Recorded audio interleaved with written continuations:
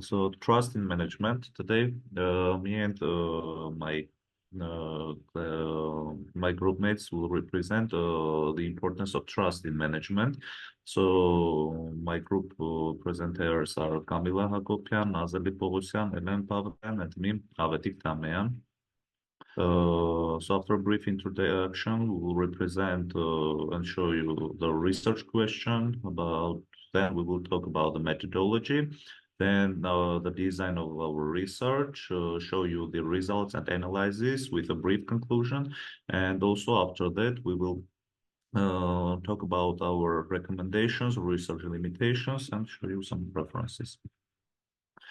So to start with, trust became very crucial in today's business because it's fostering the employees how to work and it's overall affecting to the overall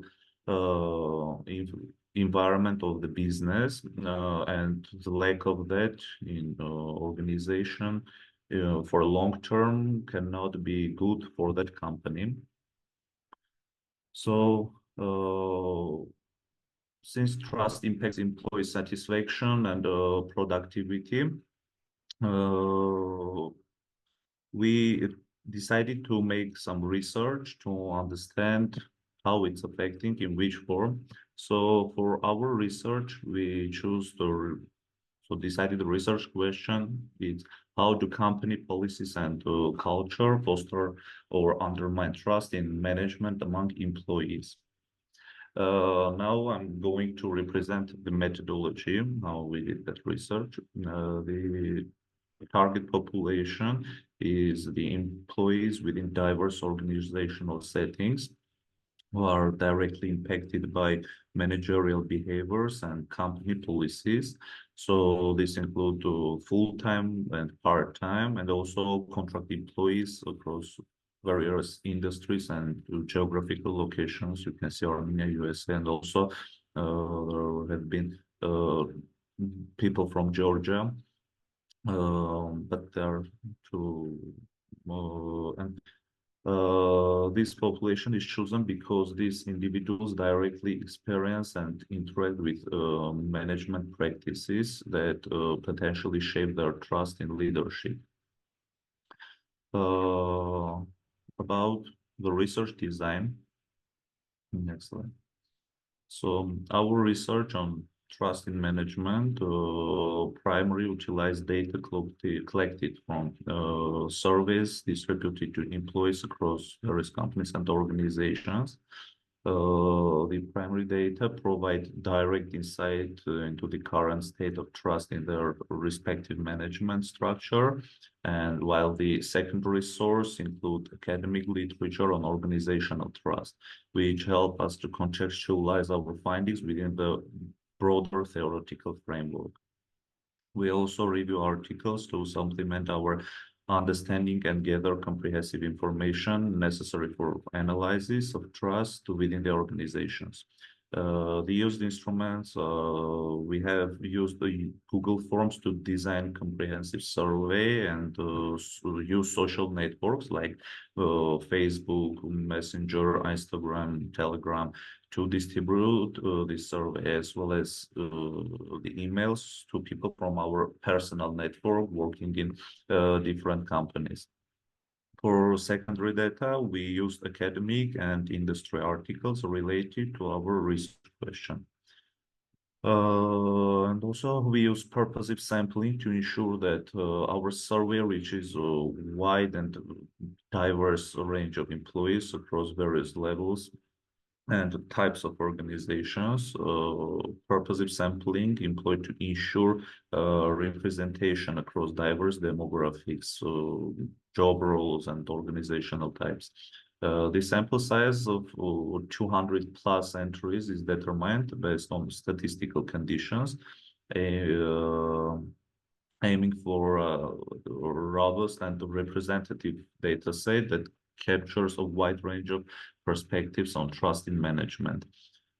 This size allows for meaningful subgroup analysis while maintaining statistical power and reliability in findings. So next, Ellen will continue and she will represent the results.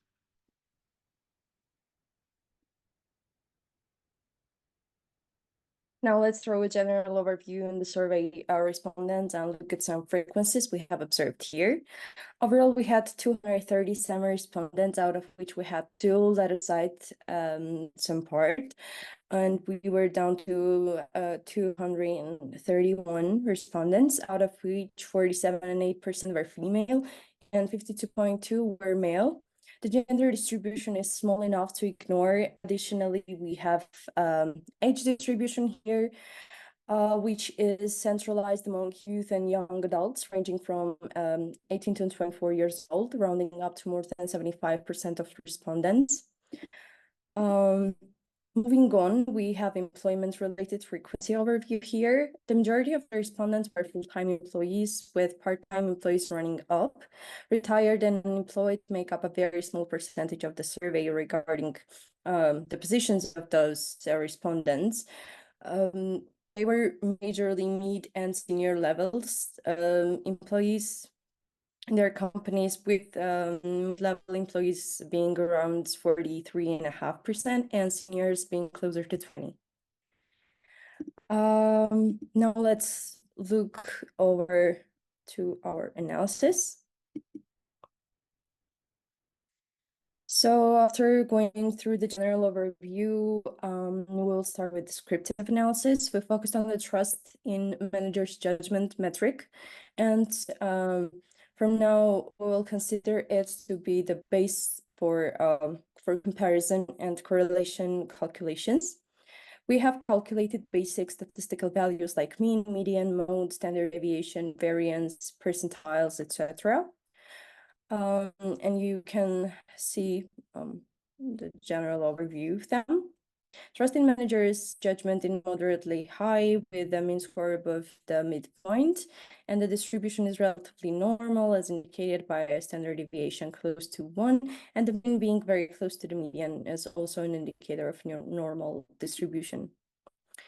Moving on, since our respondents were around 240, we conducted a z-test. You can see the z statistic and p-value results here. So the results of z-test yield a statistic of approximately 2.4020 something and a p-value of 0.0016. This suggests that there is statistically significant difference in trust in management's judgment between employees whose managers ask for their feedback and between those who just don't ask for feedback ever. We also differentiated among people who are receiving feedback frequently and those who are giving out feedback as frequent as receiving. Moving forward, we also conducted ANOVA analysis on education level basis. This provided us with interesting insights indicating significant impact of educational levels on trust in management's judgment.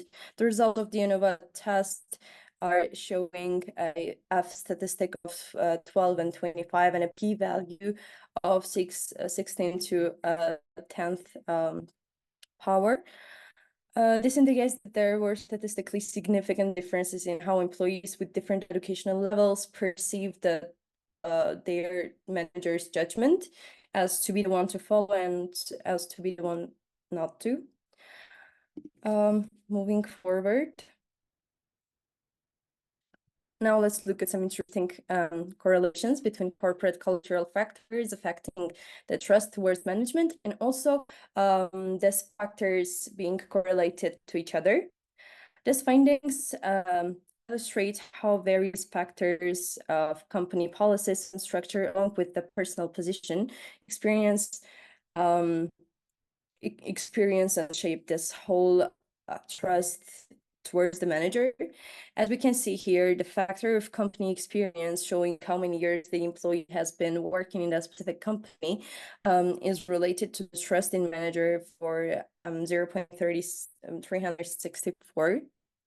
And while the rest of our correlations are moderately low to be considered high significant correlations, we still decided to show them since they are the biggest ones in our observation. And you can go over the table here to see different factors. And at the end, you can see the impact of AI on the future job. So we also added a question in our questionnaire to see how employees are thinking of their future in regard of AI influence. And the correlation with trust was negative. So we can assume that there are no any relations here. And continuing with our correlations, these results suggest that while communication, integrity, supportiveness, and transparency are strongly correlated with each other, they are not directly affecting the trust. These factors, we conclude, that are creating some sort of a culture that is in fact being connected to the level of trustful experience towards the management, but they are not individually affecting this trust as much as to be paid attention to. And last but not least, looking over this at the correlation pairs. So sorry, this is, I think we're missing a table here, but so I will go over the numbers real quick. While we also calculated the correlation coefficient for different metrics between each other, that showed a very high significance correlation between company experience and management policy implementation, which states that longer the employees stay in the company, better they are perceiving the idea of having strict policies and them being able to implement those policies. Now let's move to conclusions, and Camila will continue. Thank you, Ellen. Can you go to the next slide, please? Okay, so let's talk about the descriptive statistics of trust and management judgment. So the mean score for trust, as we saw in management judgment, is moderately high. It's at 3.54 out of 5, suggesting a general positive level of trust among employees. The distribution of responses is relatively normal, with most responses clustering around the mean, indicating consistency in perception of trust across the sample. Next slide, please. The correlation between trust in management and key cultural factors like communication, integrity, supportiveness are positive but relatively weak. And this implies that while these factors contribute to trust, their direct impact might be less significant than expected. And furthermore, the strong intercorrelations among these cultural factors suggest that they are perceived similarly by employees, indicating a cohesive culture in organizations where these traits are prominent. Next slide, please. So now let's also discuss the influence of educational background and the impact of managerial feedback.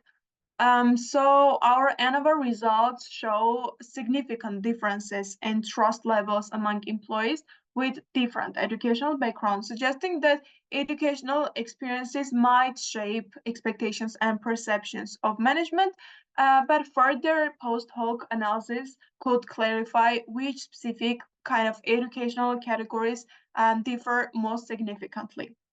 So in terms of the impact of managerial feedback, the significant results from the z-test indicate that managers who actively seek feedback from their employees are trusted more than those who do not. So this highlights the importance of interactive and responsive management practices in building trust. Next slide, please. So demographic influences, let's consider this as well, which is one of the important part of this. So the demographic analysis shows predominance of younger employees from 18 to 24 years old. So we can see that this predominance of younger employees in the data set, which might influence overall trends in data, and particularly adapting to managerial styles and expectations. So this near equal distribution between genders and the majority status of full-time employment provide a broad context for understanding trust dynamics across typical workplace demographics. Next slide, please. Let's consider this. Let's discuss our conclusions on key drivers of trust in management as well. So the longer tenure, the existence and implementation of clear management policies, larger company size, all these correlate with higher trust in management. These factors suggest that clarity and stability in organizational processes are really important and play critical roles in fostering trust. And also, last but not least, negative impact of AI concerns. So slight negative correlations between trust in management and concerns about AI impacting jobs emphasizes the role that role of future job security in employee trust. And this addresses these concerns. So if managers transparently discuss all these things with their employees,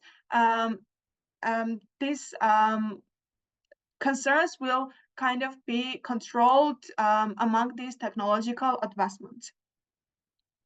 And next, please. So Nazeli will continue and will discuss the overall outlook, recommendations, and of course, the research limitations.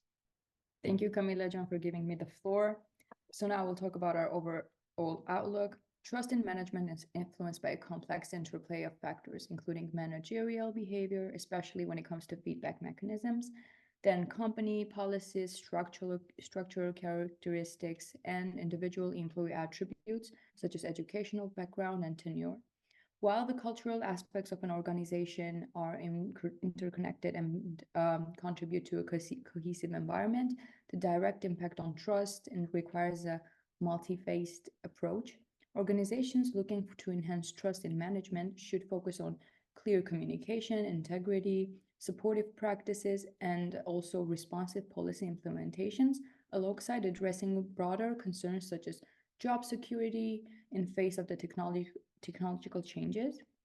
So now about our recommendations. Yes. Firstly, to foster open communication, we should take actions to encourage managers to regularly communicate with their teams, both about ongoing projects and strategic decisions. Then implement regular town hall meetings where employees can discuss concerns and achievements with senior management. Then for enhancing feedback mechanisms, actions should be taken into developing structured feedback systems that allows employees to anonymously provide feedback on their managers' practices. Also, they should train members to actively request and constructively respond to employee feedback, emphasizing the importance of such interactions in performance reviews. To strengthen the policies and implementation of the transparency, clear communication, clearly communicating to the purpose of the benefit of the company policies to all employees to ensure understanding and alignment. And then lastly, there should be conducted regular audits to ensure policies and consistently followed, and shared these findings with staff to reinforce the transparency within them. Now about our scope of limitations. For the self-reported data, the primary data used in the research is self-reported, which may introduce biases such as the social desirability bias or responsive biases. The cross-sectional design is the research is based on a cross-sectional study design, which captures data at a single point in time. This limits the ability to infer causality and observe changes in the trust over time. The sample diversity is while the database includes a broad range of ages and educational levels, the majority of respondents are young, from 18 to 24 years old, and employed full-time, which may not fully represent all workers' demographics. And last but not least, the quantitative analysis constraints. This study relies heavily on quantitative methods and survey scales, which may not capture the full complexity of trust dynamics. Important nuances and deeper insights into the reasons behind trust levels might be missed without qualitative data. So this was it. Here are shown our references, and thank you very much for listening to us. If you have any questions, we're ready to answer you.